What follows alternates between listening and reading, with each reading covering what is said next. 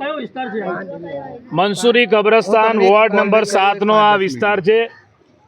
અહીંયા આજે એક મેડિકલ કેમ્પનું આયોજન હતું, એમાં આવ્યો હતો, પરંતુ જ્યારે વિસ્તારના સ્થાનિકોએ રજૂઆત કરી કે છેલ્લા ઘણા વર્ષોથી કે અહીંયા પાણીનો પ્રોબ્લેમ છે, પાણી લોકોના ઘરોમાં આવતું નથી ને પાણીના ટેન્કર મંગાવવા પડે છે।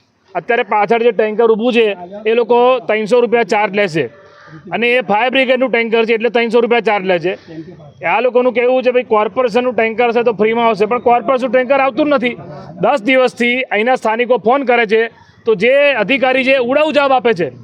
ઉડાઉ જવાબ એટલે કે ભાઈ ડ્રાઈવર નથી, ડ્રાઈવર આવે છે તો તે તકલીફ પડે છે, આવા બધા બહાના કરે છે। તો આ અધિકારીઓ કાન ખોલીને સાંભળી લો, તમે પગાર તમને ખાલી એસી કેબિનમાં બેસવાનો નથી મળતો। આ પ્રજા જે ટેક્સ ભરે છે, વેરો ભરે છે ને, ત્યારે તમને પગાર મળે છે। અને પાણી એ સંવિધાન અને બંધારણમાં આપેલો જન્મસિદ્ધ અધિકાર છે કે પાણી આપવું જોઈએ, કોર્પોરેશનની ફરજ છે, જવાબદારી છે। કોઈ ઉપકાર નથી કરતા કે આજે પાણી માટે લોકોને આજીજી કરવી પડે, મુખ્યમંત્રીને રજૂઆત કરવાની, કમિશનર પાસે જાઓ તો કમિશનર એવું કહે કે તમે સીએમ પાસે પહોંચી ગયા। અરે તો માણસ જાય કંઈ, તમે બાય ચારણી કરાવો છો। વોર્ડ નંબર 7ના જે પણ અધિકારીઓ છે કાન ખોલીને સાંભળી લેજો, આ પાણીનો મુદ્દો સોલ્વ નહીં થાય, કોંગ્રેસ પાર્ટીને આંદોલન કરવાની ફરજ પડશે।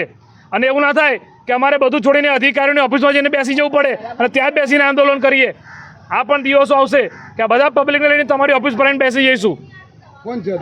જે પણ અધિકારી છે, જે કાર્યપાલિક નામ ઇજનેર છે, એવું કહે છે કે ભાઈ પેલા આલોકભાઈને જવાબદારી છે, આલોકભાઈ કહે છે પેલા જગદીશભાઈની જવાબદારી છે। અરે ભાઈ બાય ચારણી કરાવો છો।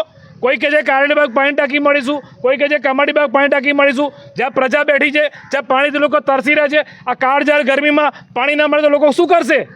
ઋતિકભાઈ, હવે સમાચારોમાં એવું પણ આવ્યું છે કે છેલ્લા 1 મહિના સુધી આ કાપ રહેશે, આ વિશે શું કહેશો?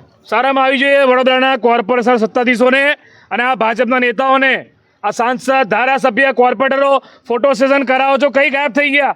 આ પ્રજાએ તમને વોટ આપ્યા છે, તમને ચૂંટાઈને મોકલ્યા, તમે પાણી નથી આપી શકતા? ભાજપના નેતાઓમાં એટલું પાણી નથી કે 2 ટાઈમ પીવાનું ચોખ્ખું પાણી વડોદરા શહેરને આપી શકે। પાણી માટે કોંગ્રેસ પાર્ટી આંદોલન કરશે। આપનો પરિચય?